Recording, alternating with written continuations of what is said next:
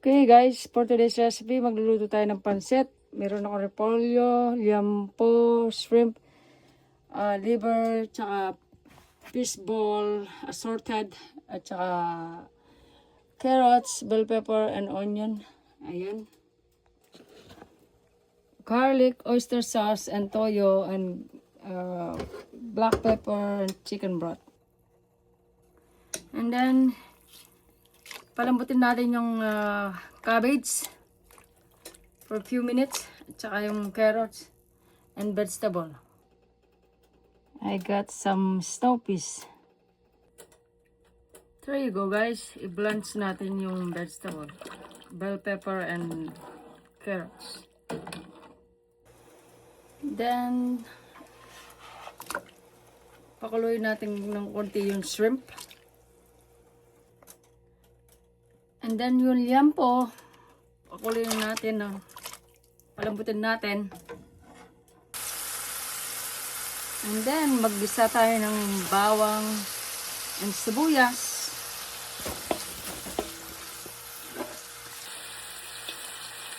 And then lagay na natin yung fish ball, saka yung liampo and liver. Oh my God, dami na naman sahog. And then mix it well. Kaya paluwal kuning maragul kong kawa.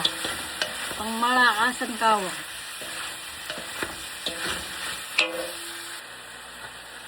Then lagyan na natin ng oyster sauce.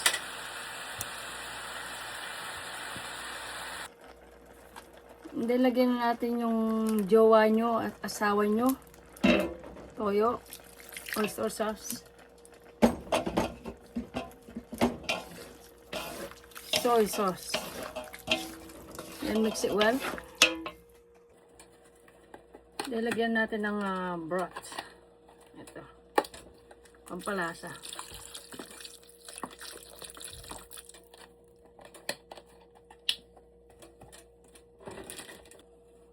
Then lagyan natin ng isang pork cube.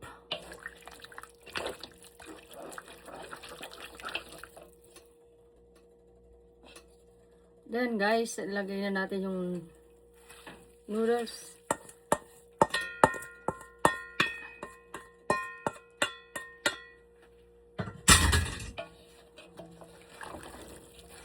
Mix it well. Guys, hindi lagay natin yung isang buong kanto.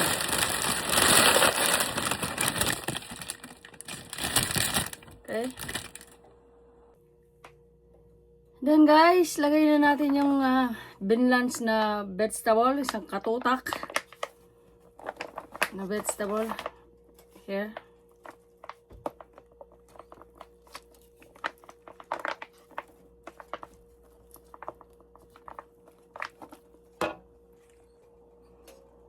There you go. And then mix it. Pesta na naman kan Toronto. Oh my goodness, this is too much. This is my recipe for today's video.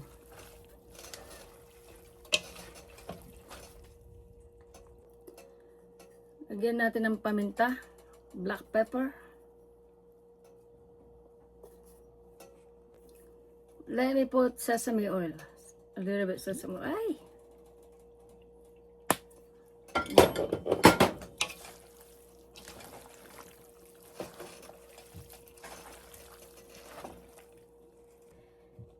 And last, yung shrimp. Okay guys, it's done. Lagay natin yung shrimp. And then yung scallion. Thanks for watching guys. Have a nice day. God bless. Bye bye. Let's eat. Bye. Pakanan ko na yung buong barangay.